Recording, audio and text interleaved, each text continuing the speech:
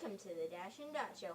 I'm your host, Cor. Today is the 9th snow day of the school year. This is bad, people. It will cut into our vacation if there's any more of this. Our vacation!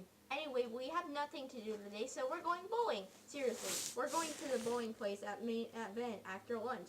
But we have to do something for this first. So let's go dot bowling. Like or comment if you thought our dog was cute. I definitely think she is. Her name's Molly.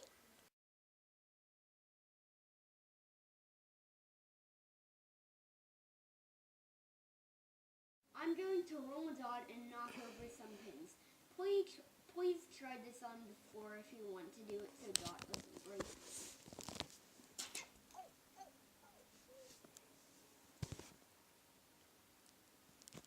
Strike. Ooh, that looks fun. Let me try. Okay.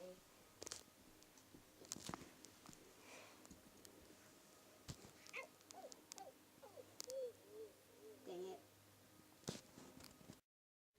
If you like this video, please be sure to leave a like or maybe even subscribe so you can see more of our awesome videos. Thanks for watching the Dash and Dot Show.